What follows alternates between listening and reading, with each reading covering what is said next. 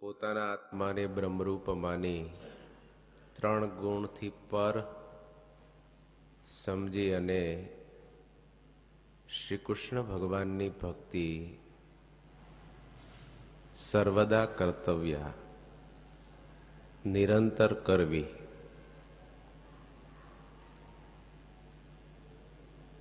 ગઈકાલે આ શ્લોક ઉપર વિસ્તૃત વાત કરેલી. શેષ ભાગની અંદર થોડો વિચાર એવો આવે કે મહારાજે અહીંયા એવું કીધું કે સર્વદા કર્તવ્ય, તો પછી રોટલાનું ક્યારે કરવું?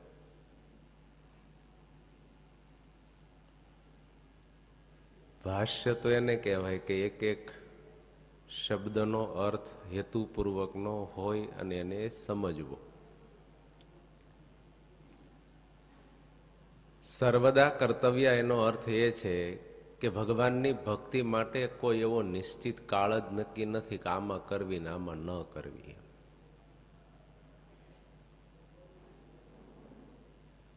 બધા જ સમય અને બધા જ કાળ એ ભગવાનની ભક્તિ કરવા માટે ઉપયુક્ત છે.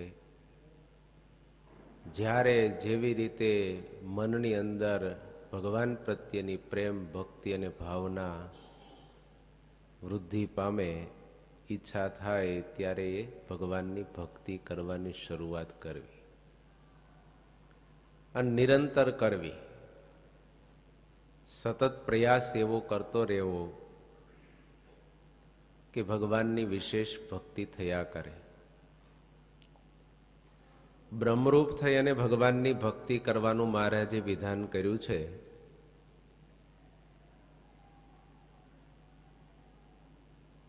કેવળ પોતાના આત્માને બ્રહ્મ માનવો એ ભક્તિ સંપ્રદાયની રીત નથી. વેદાંતના અદ્વૈતવાદની પેઠે માત્ર આત્માને બ્રહ્મરૂપ માનીએ એ ભક્તિ સંપ્રદાયની અંતિમ સ્થિતિ નથી, પ્રણાલિકા નથી. જો આમ માનવામાં આવે તો ભગવાનને જે સર્વ કરતા હર્તા કીધા છે, ભગવાનને સર્વ નિયંતા કીધા છે, આજે શુદ્ધ ભક્તિ માર્ગની વિચારસરણી અને પરંપરા એ હેતુ શૂન્ય થઈ જાય. એનો કોઈ હેતુ ન રહે. કેવળ બ્રહ્મ જ છે, બીજું કઈ છે જ નહીં. અદ્વૈત એટલે બે નહીં. તો જ્યાં એક જ છે તો કોનું નિયંત્રણ કરવાનું? સર્વ નિયંતા એવા ભગવાનને કીધા તો એક જ હોય, એમાં નિયંત્રણ કોનું કરવાનું? તમે કુટુંબમાં, ઘરમાં 5-7 સભ્યો હો તો એમાં એક વડીલ હોય તો એ બીજા 4નું શું કરે? પણ ઘરમાં એકલા જ હોવ તો કોનું નિયંત્રણ કરવાનું? ગાડલા ગોદડાનું.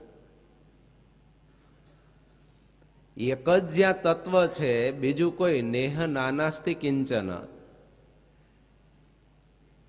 તો ત્યાં બીજાનું અનુશાસન કરવાનું રહેતું નથી. એટલે આ બધા જે ભગવાન માટે વપરાયેલા વિશેષણો એ હેતુ શૂન્ય બની જાય. સર્વ કરતા હરતા. હવે એક જ હોય એમાં કરતા હરતાની વાત ક્યાં આવી? એટલે અદ્વૈત મતનું ખંડન કરનારા જે ભક્તિ માર્ગના આચાર્યો છે એમણે આવા જ સહકારણ દર્શાવ્યા કે તમે જો કેવળ એક બ્રહ્મને જ સત્ય માનશો અને એક બ્રહ્મ તત્વનો સ્વીકાર કરશો તો કોણ કોને મુક્તિ પામવાની અને આ સાધન ચતુષ્ટય વગેરે જે શાસ્ત્રની અંદર બતાવેલા છે, તો કોના માટે જપ કરવાના, કોના માટે તપ કરવાના, સંયમ નિયમ રાખવાના, કોના માટે? બ્રહ્મને કાંઈ હોતું જ નથી. તો આવો જે અદ્વૈત મત છે એવી બ્રહ્મરૂપની સ્થિતિ સ્વામિનારાયણ ભગવાન માન્ય ગણતા નથી. પોતે જ બ્રહ્મ એટલે ભગવાન છે એમ માનવાથી બ્રાહ્મી સ્થિતિ આવી જાય અથવા તો ભક્તિ કે મુક્તિ એ કોઈ શક્ય રહેતી નથી, પણ કેવળ પોતાને બ્રહ્મ માને ને તો અહંતાની પુષ્ટિ થાય કે અમે બ્રહ્મ છીએ.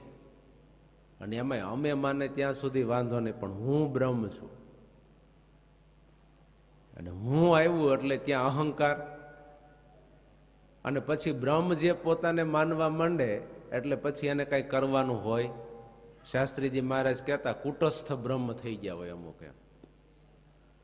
એટલે એના ઉપર કોઈ સંસ્કારની અસર થાય નહીં, કોઈ શબ્દની અસર થાય નહીં.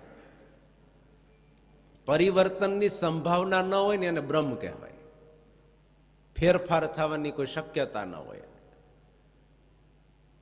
જૂના સમયની અંદર, અત્યારે પણ હજી ગામડામાં એવું હોય, વરસાદ વર્ષો હોય, ચોમાસાનો સમય હોય, અને અમુક વિસ્તારની ધરતી એવી હોય, ચીકણી માટી એકદમ હોય,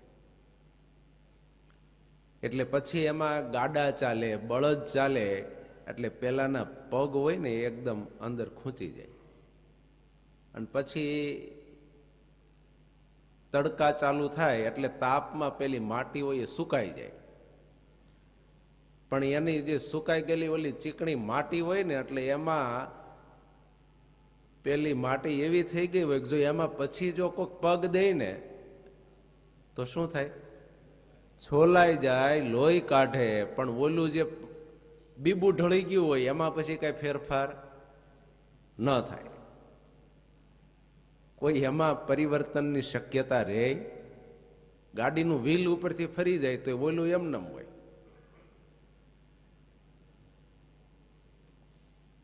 એમ જેમાં કોઈ પરિવર્તનની સંભાવના જ રહેતી નથી, એવા બ્રહ્મની મહારાજ કોઈ વાત કરતા નથી. કેવળિક બ્રહ્મની ઉપાસના ભક્તિ કરવી કે અદ્વૈત મતની પુષ્ટિ જે અદ્વૈત મતના આચાર્યોએ કરેલી છે, એવી બ્રહ્મ સ્થિતિને મહારાજ અહીંયા ભક્તિ સંપ્રદાયમાં માન્ય ગણતા નથી. ભગવાન છે એ સર્વવ્યાપક છે. નિરાકારપણે માનવાથી, સર્વવ્યાપક માનવાથી ભગવાનની ઉપાસના આવી રીતે જે કોઈ કરે છે તો તેનાથી બ્રહ્મ સુષુપ્તિમાં મહારાજે વચનામૃતમાં એવું કીધું કે ભળી જાય છે. એનું ફળ શું? ભગવાનને નિરાકાર માને અથવા તો સર્વવ્યાપક માને, પણ મૂર્તિમાન ન માને, સાકાર ન માને, તો એક તો એના માટે ભગવાનની ભક્તિ શક્ય નથી. સાકાર સ્વરૂપની ઉપાસના કરવી એટલે સીધો ભક્તિ માર્ગનો સ્વીકાર થઈ જાય છે. અને નિરાકાર અને સર્વવ્યાપક માનવાથી ભગવાનની ભક્તિનો ઇનકાર થાય છે. જો નિરાકાર જ હોય તો કોને હાર ચડાવવાના, કોને થાળ ધરાવવાના, કોનું ધ્યાન કરવાનું? એટલે ભગવાનને સર્વવ્યાપક અને નિરાકાર માની અને કોઈ ઉપાસના એની કરતા હોય તો મહારાજે વચનામૃતમાં એવું કીધું કે એ તો બ્રહ્મ સુષુપ્તિમાં ભળી જાય છે. અને આવી રીતે બ્રહ્મ સુષુપ્તિમાં ભળવું એટલે માત્ર માયામાંથી છૂટવું. પણ ભગવાનને પામવા અથવા તો ભગવાનની ભક્તિ કરવી, ભગવાનમાં પ્રીતિ કરવી, એવો કોઈ મત રહેતો નથી. એટલા માટે બ્રહ્મરૂપ થયા પછી પણ પરબ્રહ્મ એવા પરમાત્માની સ્નેહપૂર્ણ ભક્તિ કરવી, ભગવાનમાં પ્રીતિ કરવી, ભગવાનનો આનંદ લેવો, એ મહારાજનો કહેવાનો અભિપ્રાય છે. કેવળિક બ્રહ્મ માની અને આત્મા સો પરમાત્મા માની અને પછી પોતાને કઈ વિધિ વિધાન, આચાર વિચાર કે જે કાંઈ સાધન ચતુષ્ટય શાસ્ત્રોની અંદર બતાવેલા છે એ ન કરવા, અને અમે પાપ અને પુણ્યથી પર છીએ અને બ્રહ્મને આ બધું કાંઈ લાગતું જ નથી, અને આમ માની અને શાસ્ત્ર વિરુદ્ધનું કોઈ વ્યક્તિ વર્તન કરે તો એવા મતને સ્વામિનારાયણ ભગવાન સંમતિ આપતા નથી. કદાચ બ્રહ્મની ભાવના કરે અને પોતાના આત્માને બ્રહ્મરૂપ માનવા મળે તો માયાના ભાવથી એ છૂટી શકે.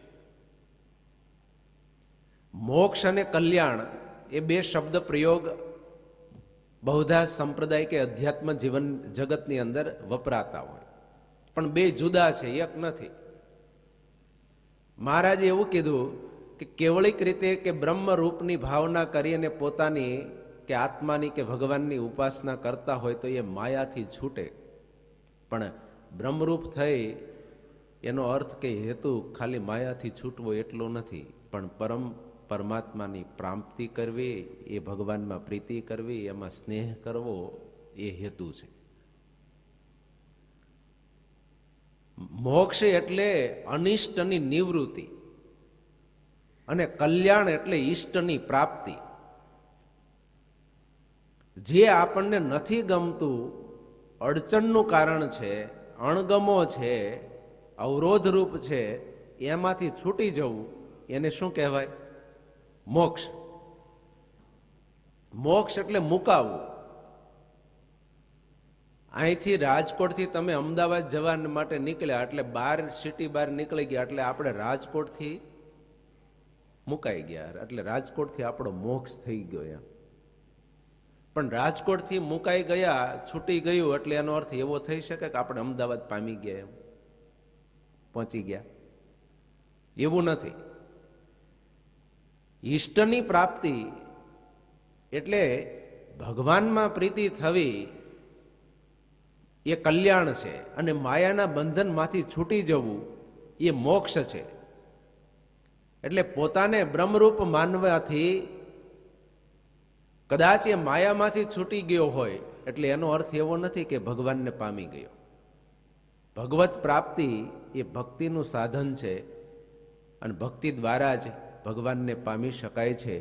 એટલા માટે મહારાજે એવું કીધું કે ભગવાનના ભક્ત હોય તો એમણે બ્રહ્મરૂપ માની અને ભગવાનની સ્નેહપૂર્ણ ભક્તિ કરવી, અને એ ભક્તિ દ્વારા મુક્તિ થાય છે. કેવળિક પોતાને બ્રહ્મ માને તો એનાથી કોઈ વ્યક્તિ ભગવાનને પામી શકતો નથી. કદાચ અનિષ્ટ હોય એની નિવૃત્તિ થઈ શકે. દુઃખ અને સુખ બે શબ્દ પ્રયોગ આપણે થતા હોય છે ને. દુઃખ એટલે જે આપણને અનુકૂળ નથી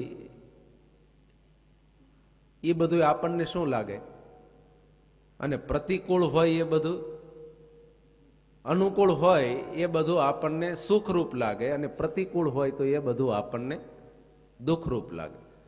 તો બધાયને બધી વસ્તુ દુઃખરૂપ હોય અને બધાયને બધી વસ્તુ સુખરૂપ હોય એવું આપણે કહી શકીએ? એકને આઈસ્ક્રીમ ભાવતો હોય અને ફાવતો હોય, જીભથી લઈને શરીરથી બધાયને અનુકૂળ હોય તો એને શું થાય? એને સુખ થાય. અને બીજો હોય એ ખાવાનું કાંઈ નહીં, પણ બાજુમાંથી પસાર થાય તોય શરદી થઈ જતી હોય, બીમાર પડી જતા હોય તો એને એ જોઈને શું થાય? પદાર્થ એકની એક છે, વસ્તુ એકની એક છે, પણ મનને અનુકૂળ થયું તો એ સુખ, અને મનને પ્રતિકૂળ થયું તો એ દુઃખ. માથા ઉપર ભારો લઈને આપણે જતા હોઈએ કે કોઈ વજન ઉપાડેલો હોય અને આપણે એને એક બાજુ મૂકી દઈએ એટલે આપણે શું બોલીએ? હાશ. પણ હકીકતમાં એ સુખનો અનુભવ આપણે એને કહીએ, અથવા તો ડેફિનેશન સુખની કહીએ છીએ, પણ એ સુખ નથી. માથા ઉપર જે વજન હતો અને એની જે પીડા હતી ને એની નિવૃત્તિ થઈને એને આપણે શું કહીએ? સુખ થયું. એમ એમાં સંસારની અંદર કાંઈક અડચણ હોય, કાંઈક સરખું આવતું ન હોય, અને એ થોડુંક સરખું ગોઠવાઈ જાય એટલે આપણે શું કહીએ? કે હા, સુખ થઈ ગયું હવે. પણ હકીકતમાં સુખ નથી થયું, ઓલું જે અડચણ કરતું હતું એ દૂર થયું. સુખ તો એની હદ ત્યાર પછી શરૂ થાય છે, પણ લગભગ મોટા ભાગે આપણે સુખની વ્યાખ્યા એવી કરતા હોઈએ કે દુઃખમાંથી નિવૃત્તિ થવી ને એને સુખ માનતા હોય. એ માયામાંથી મુક્તિ થવી ને એને આપણે પ્રાપ્તિ કે કલ્યાણ માનતા હોઈએ. પણ બે જેમ સુખ જુદું છે એમ કલ્યાણ જુદું છે, દુઃખ જુદું છે એમ મોક્ષ જુદો છે. દુઃખમાંથી નિવૃત્તિ એ સુખ નથી, એમાંથી રાહત છે, પણ સુખની ભૂમિકા આખી અલગ છે. એવી રીતે માયાના બંધનમાંથી મુક્ત થવું એ કલ્યાણ નથી, પણ અનિષ્ટ હતી એની નિવૃત્તિ છે. અને પરમ તત્વ એવા પરમાત્માની પ્રાપ્તિ કરવી એ કલ્યાણ છે. જુદા જુદા શબ્દ પ્રયોગો મહારાજે વચનામૃતમાં એના માટે કરેલા છે. એટલા માટે મહારાજે એવું કીધું કે ભગવાનની ભક્તિ સર્વદા કરવી, બ્રહ્મરૂપ થઈને કરવી, અને ભગવાનમાં પ્રીતિ કરવા માટે 3 દેહથી પર થઈ અને ભગવાનની ભક્તિ કરવી. દેહ ભાવને મૂકી બ્રહ્મ ભાવે ભગવાનની પ્રસન્નતા થાય તે માટે ભગવાનને અર્થે જે કાંઈ કર્મ કરવું, પ્રવૃત્તિ કરવી, તો મહારાજે એવું કીધું કે એ જ સાચી ભક્તિ છે. આ દેહ છતાં જીવંત પર્યંત મહારાજે કીધું કરવી સર્વદા. એનો અર્થ એક એ પણ છે કે યુવાનીમાં જ કરવી અને વૃદ્ધાવસ્થામાં ન કરવી, અથવા તો ઘણા એમ કહેતા હોય કે ગડપણમાં ગોવિંદ ભજાય. યુવાનીમાં તો અર્થનું ઉપાર્જન અને એની ઉપાસના કરાય, ભગવાનની નહીં. પણ ગુરુ મહારાજ અવારનવાર કહેતા હોય કે પડી ટેવમાં વૃદ્ધાવસ્થા જાય. યુવાનીમાં કંઈક સારું કર્યું હોય, સારા સંસ્કાર, સારી ટેવ પાડી હોય, તો પછી એ વૃદ્ધાવસ્થામાં પણ એ રીતે ભગવાનની ભક્તિ સંપન્ન જીવન પસાર થઈ શકે.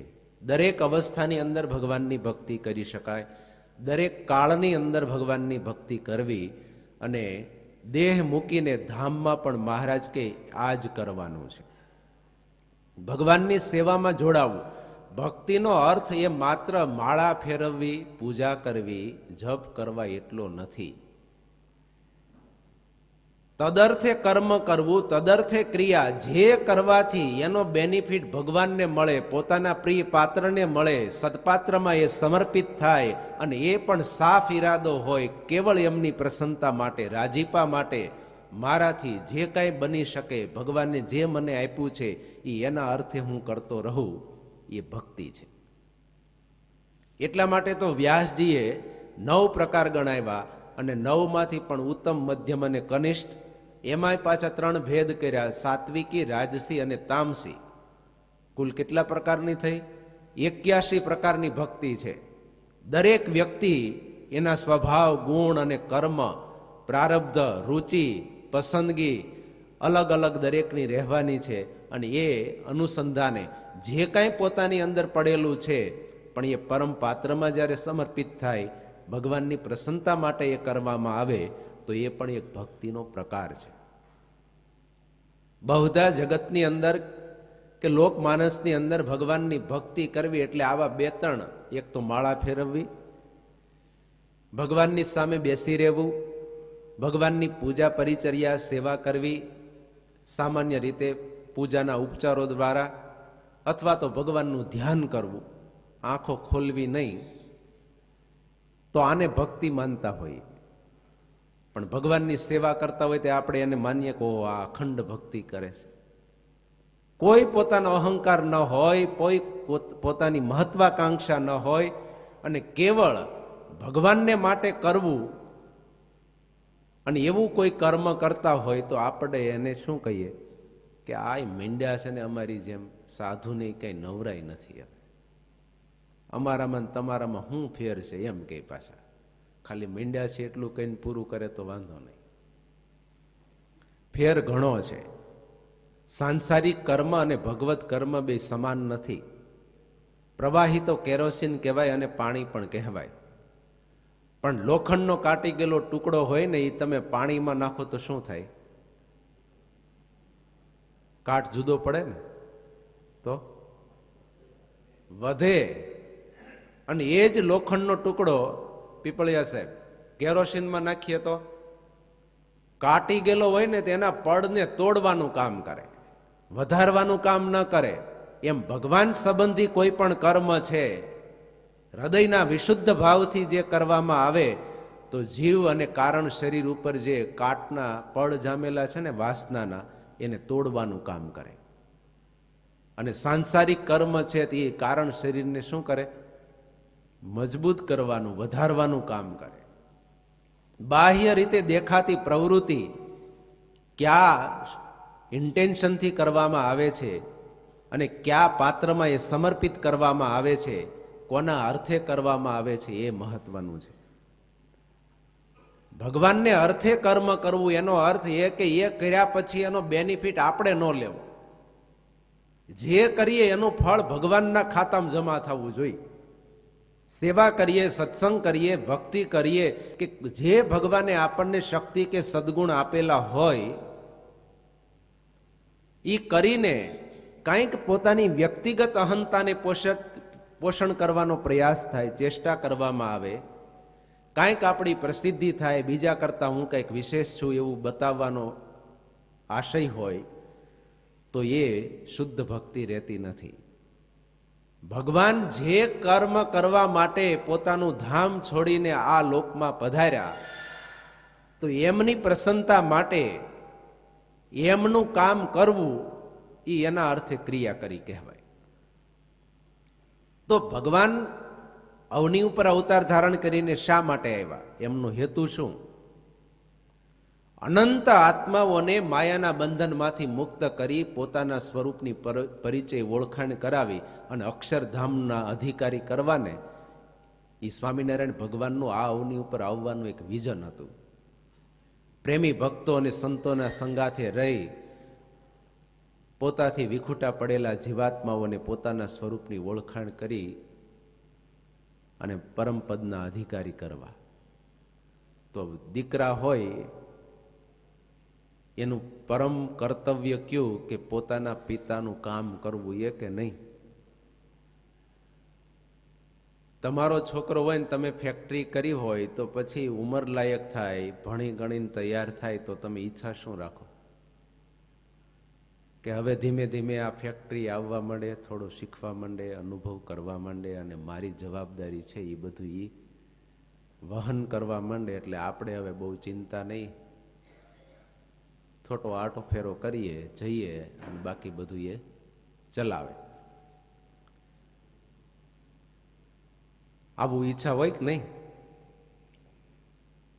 તો ભગવાનના ભક્ત છે એ ભગવાનના દીકરા છે કે નહીં? આપણે સૌ કોઈ તો આપણે ભગવાનને કહીએ છીએ ને કે ભગવાન ત્વમેવ માતા ચ પિતા ત્વમેવ ત્વમ એવ. રૂપારેલિયા સાહેબ એવ શબ્દનો એવકારનો પ્રયોગ ક્યારે થાય સંસ્કૃતમાં? અન્ય વ્યાવૃત્તિ અર્થે. તમે જ આજે અમારા ફંક્શનમાં પધારજો એટલે એનો અર્થ શું? એટલે તમારા સિવાયના બીજા કોઈ પ્રતિનિધિ કે બીજા કોઈ નહીં. તમે જ એનો અર્થ બીજા કોઈ નહીં. એમ હે ભગવાન, તમે જ મારા માતા છો, તમે જ મારા પિતા છો. તો આવું આપણે ભગવાનને કીધા પછી આપણે શું થયા? ભગવાનના દીકરા. તો પિતાની કામની જવાબદારી પુત્રને ઉપાડવાની ફરજ છે. તો ભગવાનનું કામ કયું? તો કે પોતાનું સ્વરૂપ ઓળખાવવા માટે ભગવાન અહીંયા આવ્યા. તો એ આપણે કામ કરીએ તો આપણે બાપાની જવાબદારી ઉપાડી કહેવાય. નહીતર ઘણી વખત મિલકત ઉપર નજર હોય બાપાની, છોકરાને જવાબદારી ઉપર હોય નહીં. તદર્થે કર્મ કરવું એટલે ભગવાનને માટે કર્મ કરવું, ભગવાનનું કર્મ કરવું. અને આવી હૃદયની વિશુદ્ધ ભાવનાથી જે ભગવાનનું કર્મ કરે છે તો ભગવાન એની ઉપર અતિ રાજી થાય છે કે મારે જે કરવાનું હતું એ આ કરે છે. સંતોનો શાસ્ત્રમાં મહિમા કીધો, નિષ્કુળાનંદ સ્વામી ભક્ત ચિંતામણીમાં મહિમા ગાયો. તો એ શા માટે? તમે સંત મહંત છો એવા નથી બ્રહ્માંડમાં, તમ જેવા અમ અર્થે સંકષ્ટ સહો છો, દામ વામથી દૂર રહો છો. અનેક પ્રકારના દાન કહેવાય, એમાં અભયદાન એ મોટું દાન કહેવાય. અને એ દાન તમે કરો છો, અમારા સ્વરૂપની ઓળખાણ તમે કરાવો છો. એટલા માટે સંતો તમે મને અતિ પ્રિય છો. એ સ્વયં ભગવાન બોલેલા. કારણ કે જીવાત્માને અમારા સ્વરૂપની ઓળખાણ કરાવવામાં સંતોનો મહત્તમ ફાળો છે.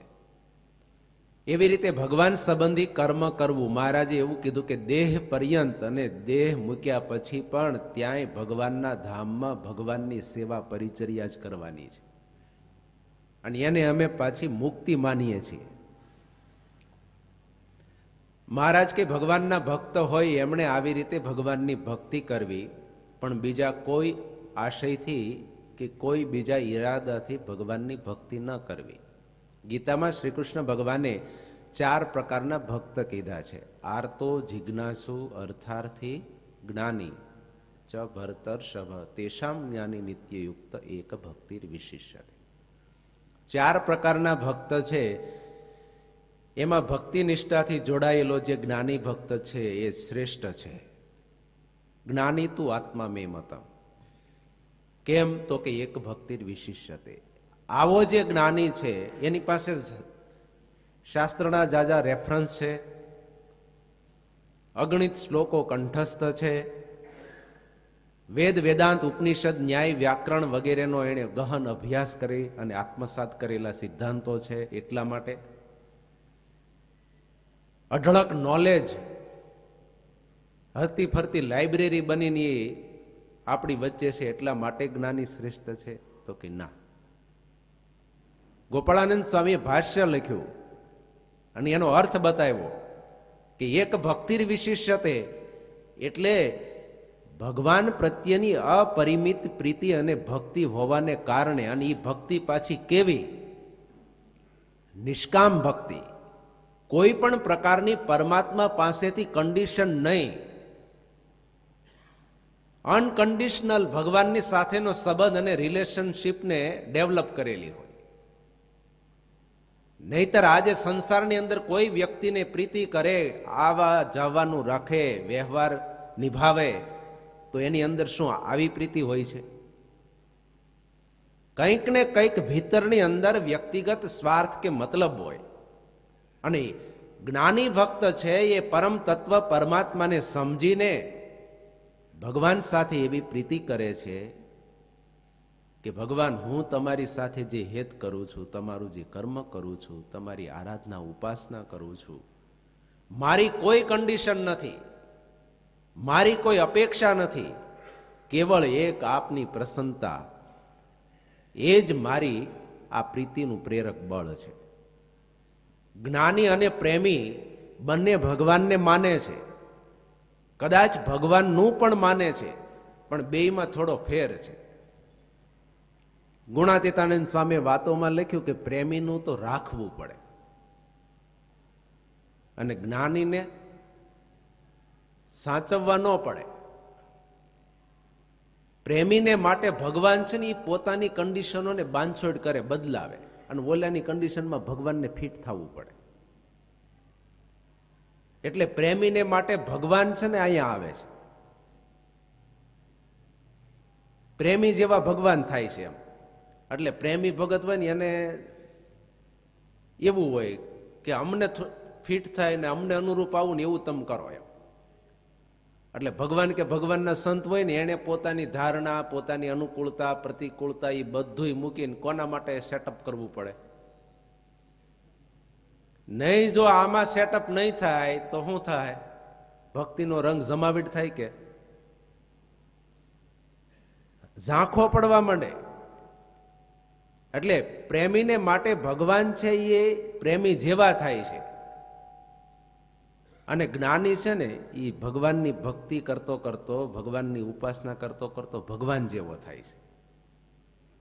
બ્રહ્મવિત બ્રહ્મેવ ભવતી. અને પ્રેમી જેવા ભગવાન થાય અને ભગવાન જેવો જ્ઞાની થાય.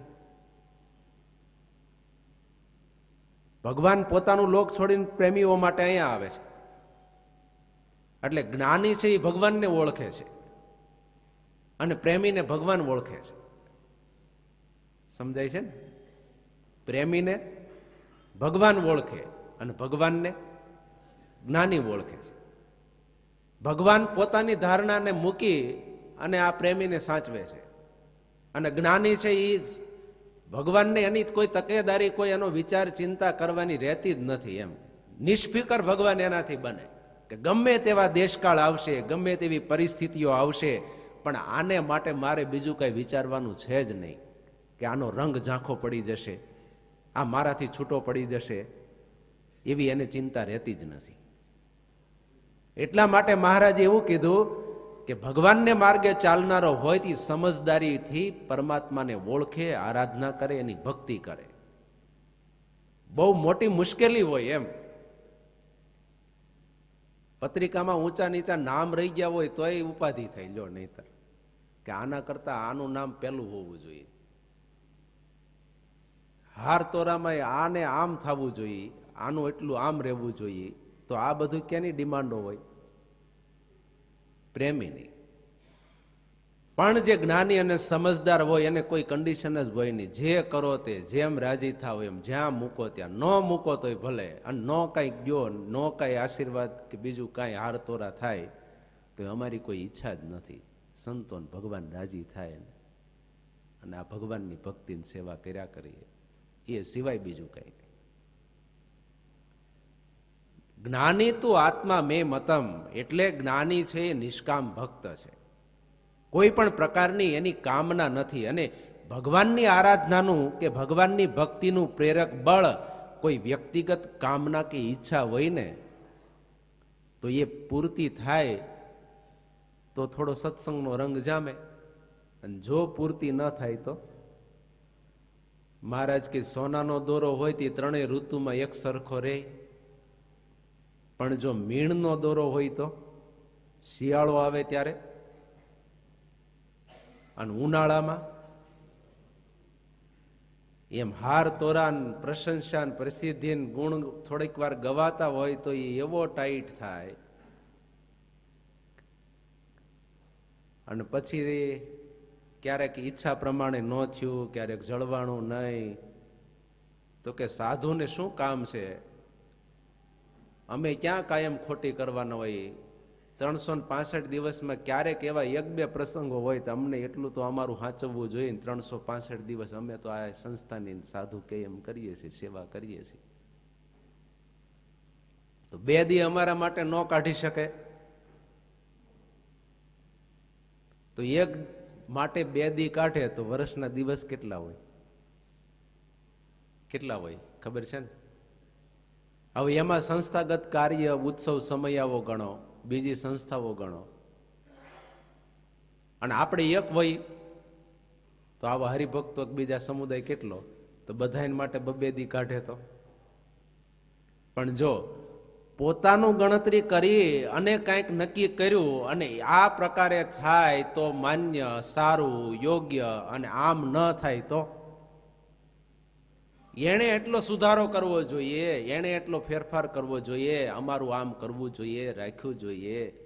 હંમેશા જ્યાં કોઈ પણ પ્રકારની કામના કદાચ સત્સંગલક્ષી હશે, ભગવાનને માટેની હશે, પણ ભગવાન કે ભગવાનના સંત સાથેની પ્રીતિનું માધ્યમ જો કોઈ લૌકિક હશે કે આધ્યાત્મિક હશે પણ વ્યક્તિગત કામના હશે તો એ કામના પ્રેરિત હશે તો એ પ્રેમ અને સંત કે ભક્ત સાથેનો સંબંધ કે ભગવાન સાથેનો સંબંધ એ શાશ્વત ન રહેવા દે. એટલા માટે મહારાજે એવું કીધું કે ભગવાનનો ભક્ત તો એમ માને કે ભગવાનની ઈચ્છા હોય તો આખું જગત સત્સંગી થાવો અને ભગવાનની ઈચ્છા હોય તો આખું મટી જાવો. પણ મહારાજ કે અમારે તો અમારી ભક્તિ કર્યાનો અને અમારો સત્સંગ રાખ્યાનો આગ્રહ છે, એના ભોગે બીજું કઈ ન કરવું.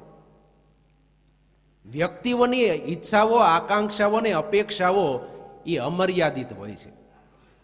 એક પૂરી થઈ ત્યાં બીજી જાગે અને હજી એ પૂરી ન કરી રહ્યા હોય ત્યાં ત્રીજા ક્યાં કરમાન અને કોડ જાગ્યા હોય. પણ જ્ઞાની ભક્ત છે એ કોઈ પણ પ્રકારની ભગવાન પાસેથી કામના કે ઈચ્છા રાખતું જ નથી. નિષ્કામ ભાવે ભગવાનની ભક્તિ કરે. કેટલા એવા ભક્તો થઈ ગયા. પ્રહલાદજી જેવા હોય તો એ એમ કહે, ભગવાન સ્વયં પોતે માગવાનું કહે તો એમ કહે કે ભગવાન મારે કાંઈ જોઈતું નથી.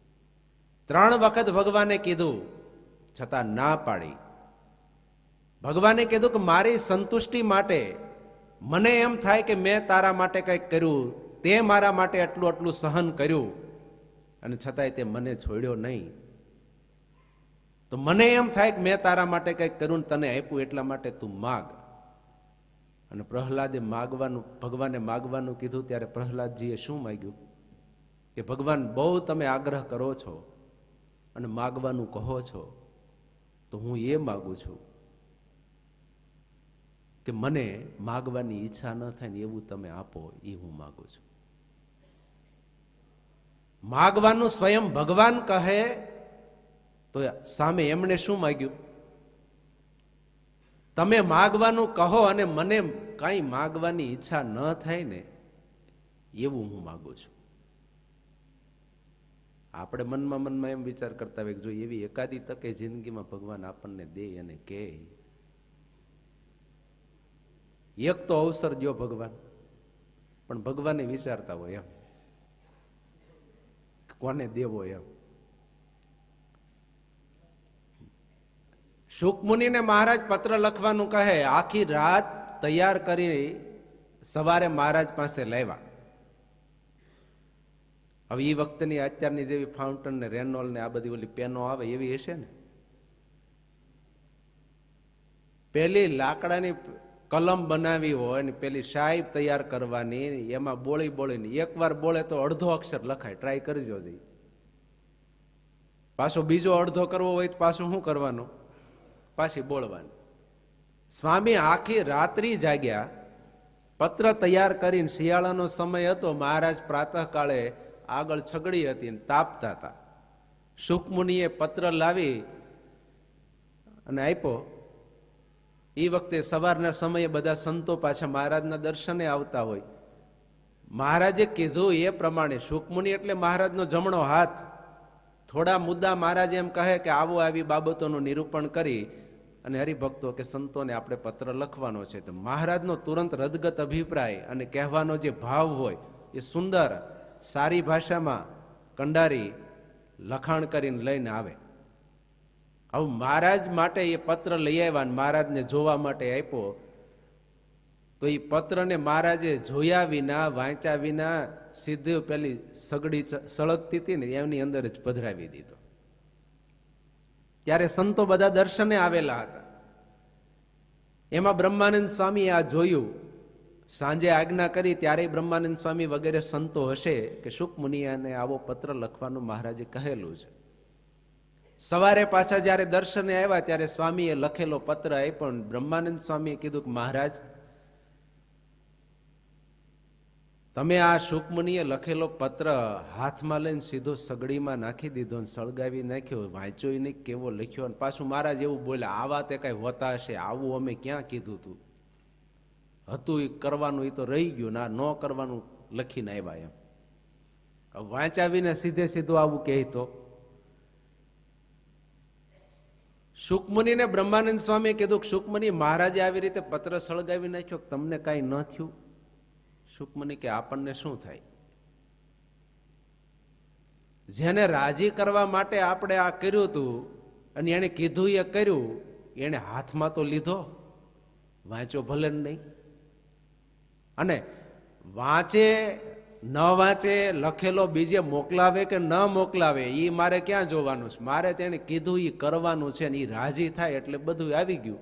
પછી એ સળગાવી નાખે તોય ભલે અને મોકલે તોય ભલે, વાંચે તોય ભલે અને ન વાંચે તોય ભલે. બ્રહ્માનંદ સ્વામી કે શુકમુનિ, મહારાજની હાજરીમાં આવું અમને કર્યું હોય તો આપણું હરખું ન રહે. મહારાજ કે બ્રહ્માનંદ સ્વામી, અમે જોઈન કરીએ ને. બહુ નિખાલસ અને રમૂજ બ્રહ્માનંદ સ્વામી, એટલે સહજ રીતે એ તો મહાન મુક્તો હતા, પરમહંસો હતા, પણ અન્ય જે સાધક હોય તેમને પણ એના આવા પ્રસંગો દ્વારા પ્રેરણા મળે. કહેવાનું કે જે નિષ્કામ ભક્ત છે, અનન્ય ભાવે ભગવાનની આરાધના અને ભક્તિ કરે છે, તો એવા જે નિષ્કામ ભક્ત છે એને ભગવાન પોતાનો આત્મા માને છે. કારણ કે એની ચેતના એ ભગવાનની ચેતનાથી અલગ નથી. એમના વિચારો, એમની મરજી ભગવાનના મરજીથી કોઈ બીજી અલગ ઈચ્છાઓ હોતી જ નથી. તો આવો જે નિષ્કામ ભક્ત છે એ ભગવાનને અતિ પ્રિય છે. એટલા માટે મહારાજે વચનામૃતમાં એવું લખ્યું કે બુદ્ધિવાળા ભક્ત છે એ અમને અતિ ગમે છે અને ભગવાને એને વખાણ્યા છે. આ પ્રકારની વિશુદ્ધ ભક્તિ પ્રાપ્ત કરવાની કેવા પ્રકારે ભક્તિ કરવી જોઈએ એની ચાવી મહારાજે આ શ્લોકની અંદર બતાવી છે. 4 પ્રકારના ભક્ત કીધા.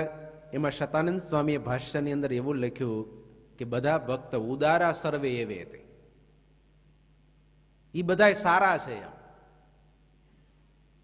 કેમ સારા? કે જીવનની અંદર જે પરમ તત્વની અંદર પામવાનું છે, જોડાવાનું છે, એને એ જોડાયા તો છે. જોડાવાનું માધ્યમ ભલે અલગ અલગ રહ્યું, બીજે ક્યાંય તો નથી ગયા. આર્ત એટલે દુખી, દુઃખના પ્રેરક બળથી દુઃખમાંથી મુક્ત થવા માટે પણ ભગવાનની કોઈ ભક્તિ આરાધના કરતો હોય ને તો એ સારો છે. શું કામ? કારણ કે બીજા પાસે તો નથી જાતો દુઃખ દૂર કરવા માટે, મારી પાસે તો આવ્યો એટલે ભગવાન એને સારો કહે છે. નોંધ નહીં લેવા જેવો નહીં. આર્ત ભક્ત એટલે કે એના જીવનની અંદર દુઃખ આવ્યું છે તે દુઃખ દૂર કરવા માટે કોની પાસે પ્રાર્થના કરે, પોકાર કરે? ગજેન્દ્ર હોય તો એને જ્યારે દુઃખ આવે અને ઝૂડ જ્યારે જળમાં ખેંચે અને કોઈ બચવાની આશા ન રહી ત્યારે એણે નારાયણના નામનો પોકાર કર્યો તો આયે આધે નામ સુનેરી મેને નિર્મલ કે બલરામ. ભગવાનના નામનો પોકાર કર્યો તો ભગવાન અડધા નામનું હરિ, એમાં હનો ઉચ્ચારણ કરતા ભાગવતમાં ભગવાન વ્યાસજી લખે એની રક્ષા કરવા માટે સ્વયં ભગવાન સુદર્શન ચક્ર લઈને આવી ગયા. દુઃખી હતા અને દુઃખમાંથી મુક્ત થવા માટે પણ પરમાત્માનો પોકાર કર્યો તો ભગવાન એવા ભક્તની રક્ષા કરવા માટે બંધાયેલા છે અને ભગવાન એને પણ ભક્ત માને છે અને સારો માને છે અને ભગવાન એને મારોય માને છે. પણ બને એટલું તો નાના મોટા કેમ કીધા, સારા નરસા કેમ કીધા?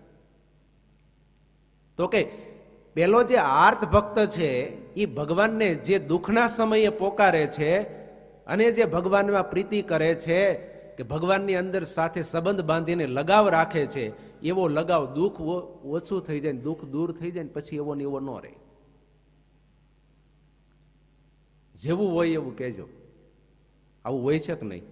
ઘરમાં, પરિવારમાં, કુટુંબમાં કંઈક મુશ્કેલી આવી હોય અને ત્યારે જે દિલથી ભગવાનની પ્રાર્થના થતી હોય, આરાધના થતી હોય, ભક્તિ કરતા હોઈએ, એવું એ વયા જાય પછી થાય એવો ને એવો રંગ નથી રહેતો. એટલે એને થોડુંક એ રીતે કીધું. આર્ત અર્થાર્થી એટલે કોઈ પણ પ્રકારની અર્થ એટલે સંપત્તિ, સદગુણ વગેરે પામવાની કામનાથી, કંઈક વિશેષ પ્રકારની શક્તિ મેળવવાથી ભગવાનની ભક્તિ થતી હોય અને એનું પ્રેરક બળ એવું હોય તો એને પણ એવું છે કે એ જે જોઈએ છે એ મળી જશે એટલે પછી જેવા વેગથી ભગવાનની ભક્તિ કે ભગવાનની યારે જોડાણ હતું એવો વેગ ને એવી ભક્તિ પાછી રહેશે નહીં. એટલા માટે અર્થાર્થી એટલે અર્થ કે કોઈ પણ પ્રકારના ઐશ્વર્ય, શક્તિ, સદગુણ, સંપત્તિ પામવાની પ્રેરક બળથી પરમાત્માની ભક્તિ કરતા હોય તે અર્થાર્થી છે. જ્ઞાની એટલે પરમ તત્વ ભગવાન કેવા પ્રકારના છે અને શું ભગવાનની અંદર રહેલું છે એ ભગવાનનું સ્વરૂપ કે બીજું જે કાંઈ ભગવાનની અંદર વિશેષ રહેલું છે એને જાણવાની ઈચ્છાથી, જિજ્ઞાસાથી ભગવાનની સાથે કંઈક જોડાતા હોય, ઊંડા ઉતરતા હોય તો એ પણ એક પ્રેરક બળ છે. અને જ્ઞાની તો એ જ્ઞાની છે, નિષ્કામ ભક્ત છે, એને ભગવાન સિવાય બીજી કોઈ પણ પ્રકારની કામના નથી.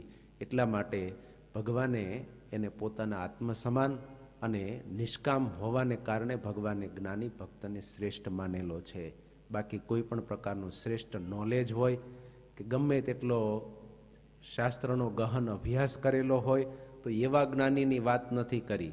કાંઈ ન જાણતો હોય ને પણ નિષ્કામ ભાવે, કોઈ કન્ડિશન વિના, કોઈ અપેક્ષા વિના, કેવળ એક ભગવાનની હૃદયના ભાવથી, પ્રેમથી આરાધના અને ભક્તિ કરવી. શ્યામ તારી બાંસુરી બનીને બજવું છે જગ મારે, સૂર કેવા છેડવા તે જોવાનું તારે. વાંસળી હોય એ કોઈ દી એમ કે તું અહીંથી ફૂંક મારજે ને અહીંથી નહીં મારતો, અને એ એમ કહે કે આ કાણું દબાવજે ને આ નહીં દબાવતો, આવો સૂર વગાડજે ને આવો નહીં વગાડતો. બાંસુરીને કોઈ દિવસ પોતાની કન્ડિશન કે અપેક્ષા હોતી નથી.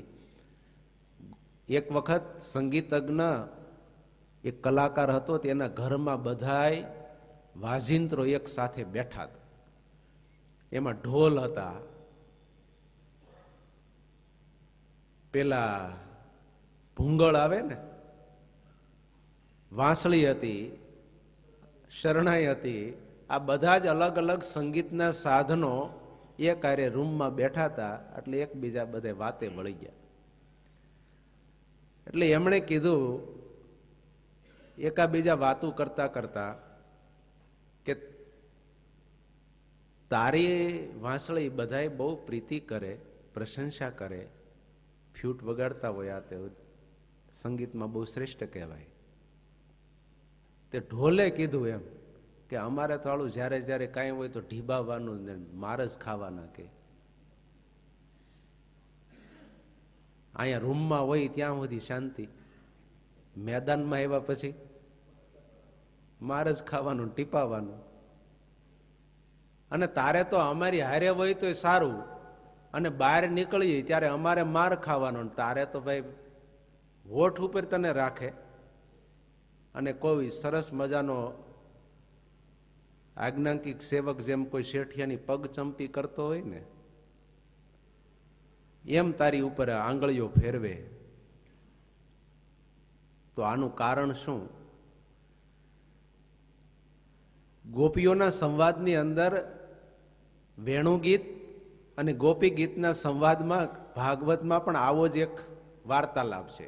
ત્યારે ગોપીઓએ કૃષ્ણ વાંસળીને કીધું કે તને કૃષ્ણ આવી કેમ પ્રીતિ કરે છે? ત્યારે ગોપીઓએ એનો ખુલાસો કર્યો, વાંસળીએ, કે ગોપીઓ, કૃષ્ણ મને પ્રીતિ એટલા માટે કરે છે કે એ જ્યારે વગાડે ને ત્યારે જ હું વાગું છું, અને જ્યારે બોલાવે ને ત્યારે જ હું બોલું છું, અને જેવું એને ગમે ને એવું એ બોલું છું. બીજું કે મેં મારી અંદર જે કાંઈ હતું ને એ બધી પોલું એની ગાંઠી હતી ને ખોલી નાખી છે. ત્રીજું કે મેં મારી જિંદગીમાં ક્યારેય પણ જે મારી ઉપર પ્રક્રિયા કરવામાં આવી ને કોઈ દિવસ મેં એની ફરિયાદ કરી જ નથી. મારા સ્વજન પરિવારની વચ્ચેથી હું લીલે લીલી વઢાઈ ગઈ ને, તો એ મેં કોઈ દી કીધું ને કે મને રહેવા તો દો, આવી રીતે કાપા પાડો છે. તાપમાં સૂકવી છતાં પણ મેં કોઈ દિવસ કૃષ્ણને ફરિયાદ કરી નથી. સુકાયા પછી મારા અંગ ઉપર કાણા પાડ્યા, અને કાણા પાડતા હોય ને વાંસળીને ત્યારે ડામ દે, પેલા ધગધગતા સરિયાના, તો સરિયાના ડામ મેં સહન કર્યા, છતાંય મેં કોઈ દી ફરિયાદ કરી નથી. પૂર્ણ એને સમર્પિત થઈ દંભની અને કપટની ગાંઠો અને મારી પોલ હતી ને એ બધી મેં ખોલી નાખી, અને પૂર્ણ એને સમર્પિત થઈને ત્યારે કૃષ્ણને આવી પ્રીતિ કરે છે. કૃષ્ણ મને નાસિકાનું છત્ર ધરે, હોઠની છયા ઉપર કૃષ્ણ ભગવાન પોતાને હાથની પથારી બનાવી અને મારી પગચંપી કરે છે, અને આંખની પાપણથી મને પવન ઢોળે છે. એટલે ગોપીઓને કીધું કે કૃષ્ણને તમે આવી રીતે આરાધના ભક્તિને સમર્પિત થાવ ને, અને કોઈ પણ પ્રકારની કામના ન રાખીએ ને, તો કૃષ્ણ આપણને એવું કરે. ગોપીઓને એમ થયું કે નહીં, કૃષ્ણ પ્રીતિ કરે છે એ સાચી છે.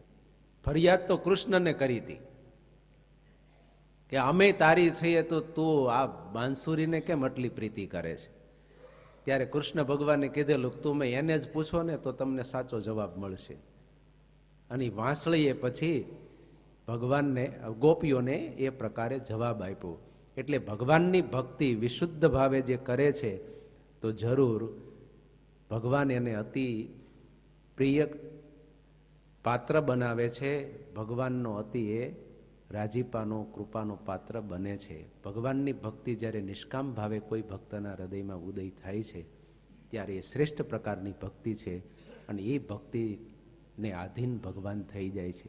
પ્રકાર તો જુદા જુદા ઘણા બધા છે, પણ એ 4 પ્રકારમાં શતાનંદ સ્વામીએ શ્રીમદ ભગવદ્ ગીતાનો શ્લોક લખી અને જ્ઞાની ભક્ત એ ભગવાનને નિષ્કામ ભાવે ભક્તિ કરે છે અને ભગવાનની આરાધના કરે છે એટલે ભગવાનને એ અતિ પ્રિય છે. અને મહારાજની ઈષ્ટ હોવાથી શતાનંદ સ્વામી એવું લખ્યું કે આ બ્રહ્મરૂપ થઈ અને ભગવાનની ભક્તિ કરવી એટલે એક અર્થ એવો પણ છે કે ભગવાનની કોઈ પણ પ્રકારની કામના રાખ્યા વિના, કોઈ પણ ભગવાન પાસેથી ઈચ્છા રાખ્યા વિના, કારણ કે બ્રહ્મરૂપ થયો એને પછી કોઈ પણ પ્રકારની કામના કે ઈચ્છા હોતી નથી, કેવળ ભગવાનની પ્રસન્નતાની ઈચ્છા હોય છે. એટલે એવો એક અર્થ પણ શતાનંદ સ્વામી કે અભિપ્રેત થાય છે કે નિષ્કામ ભાવે ભગવાનની ભક્તિ કરવી. સહજાનંદ સ્વામી મહારાજની